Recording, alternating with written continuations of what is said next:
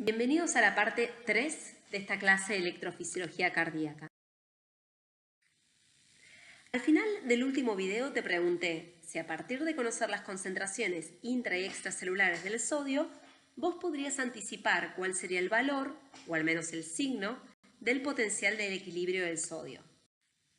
Seguimos trabajando con este mismo modelo de célula en el cual tenemos un compartimento A, que es análogo al intracelular, y uno B, análogo al extracelular.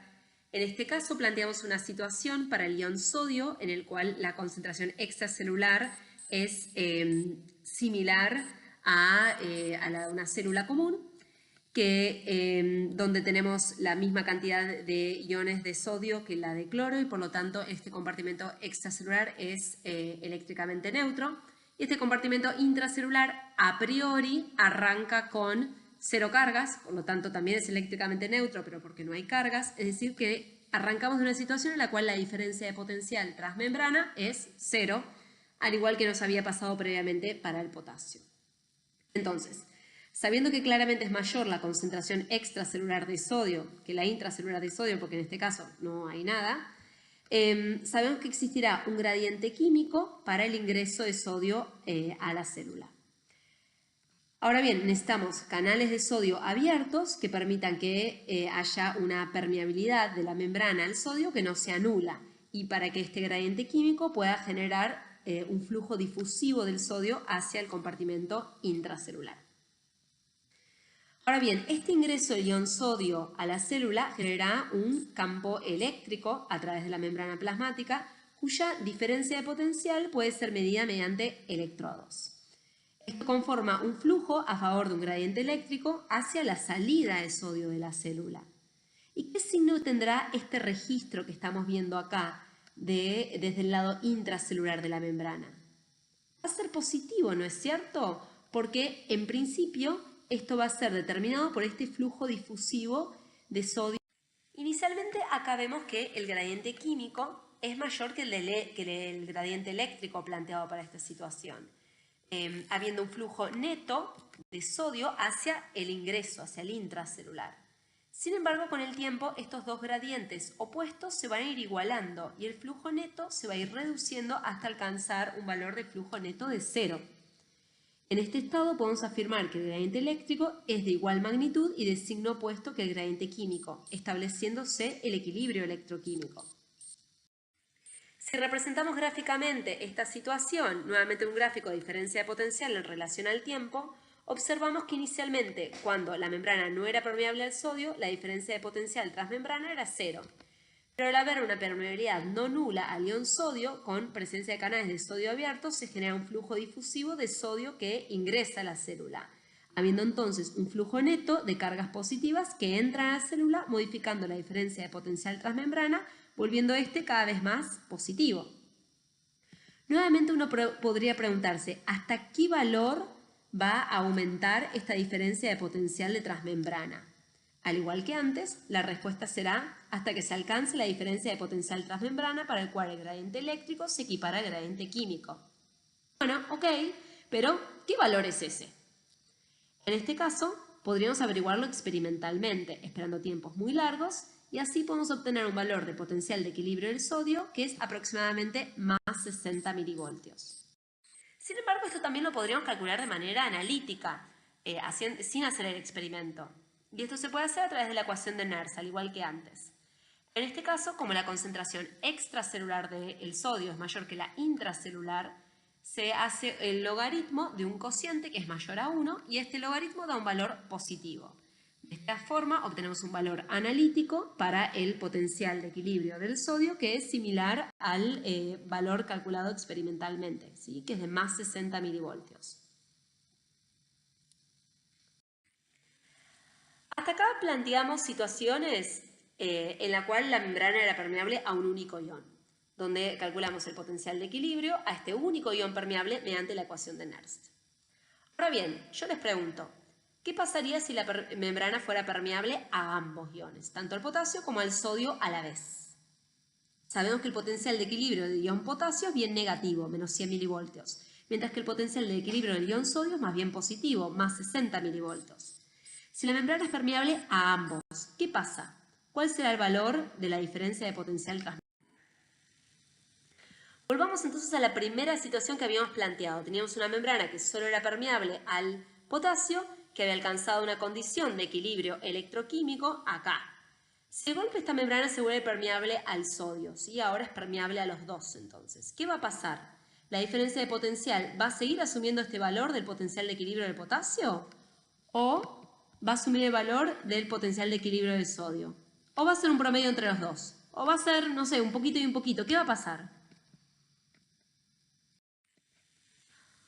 Planteamos entonces la situación. Estamos frente a un sistema modelo de dos compartimentos con una distribución de iones de sodio y potasio, tal que las concentraciones de los compartimentos A y B sean similares a las intra y a las extracelulares, respectivamente. La diferencia de potencial de transmembrana tiene un valor de menos 100 milivoltios en esta situación planteada, es decir, que asume el valor de potencial de equilibrio de potasio. En este contexto va a haber un flujo de egreso de potasio a favor del gradiente químico y un flujo de ingreso de potasio a favor de su gradiente eléctrico. ¿Y cuál será el flujo de potasio por gradiente electroquímico en esta situación de equilibrio electroquímico para el potasio? Nulo, porque está en equilibrio electroquímico, porque tenemos el potencial de membrana correspondiente al valor de equilibrio electroquímico del potasio. Por lo tanto, el flujo neto del potasio por gradiente electroquímico es cero. ¿Qué pasa con el flujo del sodio cuando la diferencia de potencial transmembrana es menos 100 milivoltios? En esta situación, dadas las concentraciones de sodio en A y B similares a las intra y a las extracelulares respectivamente, hay un flujo difusivo a favor del gradiente químico para el ingreso del sodio. Ahora bien, atención. A pesar de que este ingreso de sodio genera un gradiente eléctrico para la salida de sodio, acá partimos de una situación en la cual ya había de antemano una diferencia de potencial transmembrana de menos 100 milivoltios. Es decir, que acá existe a priori una diferencia de potencial transmembrana. Esto es diferente a todas las demás condiciones que venimos planteando hasta ahora, donde al principio no había un campo eléctrico a través de la membrana, sino que este era generado exclusivamente por el movimiento del ion de interés. Entonces acá es diferente. Entonces pensemos. A priori hay un campo eléctrico a través de la membrana, que registrado desde el lado intracelular de la membrana asume un valor de menos 100 milivoltios. Esto genera un flujo de sodio hacia el ingreso o hacia el egreso de sodio. Hacia el ingreso de sodio, ¿no es cierto? Porque cargas de signo opuesto se atraen. Es decir, que en esta situación hay un flujo por gradiente químico hacia el ingreso del sodio y también hay un flujo por gradiente eléctrico hacia el ingreso del sodio. Entonces, ¿hacia dónde será el flujo por gradiente electroquímico del sodio? También hacia el ingreso del sodio, ¿no es cierto? Entonces, pareciera que estamos frente a esta situación, donde el potasio está en equilibrio electroquímico y el sodio tiene un flujo neto de ingreso hacia la célula. Y lo que es lógico pensar es que este flujo neto de cargas positivas de sodio que ingresan a la célula va a hacer que la diferencia de potencial transmembrana sea menos negativo con el tiempo. Por ejemplo, establezcamos un valor de menos 40 milivoltios. Cuando la diferencia de potencial transmembrana sea de, por ejemplo, menos 40 milivoltios, va a disminuir el gradiente eléctrico del potasio, haciendo que aparezca un flujo neto por gradiente electroquímico hacia el egreso del potasio de la célula. Entonces, ¿a qué valor se va a estabilizar el sistema? Por si no se entiende, lo planteo de nuevo. Estamos frente a una situación en la cual el potasio tiene un potencial de equilibrio de menos 100 milivoltios y el sodio tiene un potencial de equilibrio de más 60 milivoltios. Pero la diferencia de potencial transmembrana es una sola. ¿Cuál de las dos condiciones se va a imponer? ¿A qué potencial de equilibrio se va a parecer más la diferencia de potencial de transmembrana? ¿A la del sodio o a la del potasio? Es lógico pensar que si la permeabilidad de la membrana del sodio fuera igual que la del potasio, el sistema se estabilizaría en un valor de diferencia de potencial transmembrana con una distancia exactamente igual a los potenciales de equilibrio de cada ion. Es decir, un potencial de equilibrio entre, si uno es menos 100 milivoltios y el otro es más 60 milivoltios, es lógico pensar que la diferencia de potencial transmembrana se estabilizaría en menos 20 milivoltios, que es a mitad de camino entre ambos. De ser así, en este contexto, ¿cuál sería el gradiente químico para el potasio? Sabemos que el gradiente químico puede expresarse en términos eléctricos a partir de la ecuación de Nernst. Entonces, esto nos va a dar un potencial del equilibrio del ion, es decir, que bajo esta circunstancia, el gradiente químico del potasio es su potencial de equilibrio, es decir, menos 100 milivoltios. ¿Ok? Y bajo esta circunstancia, ¿cuál es el gradiente eléctrico para el potasio?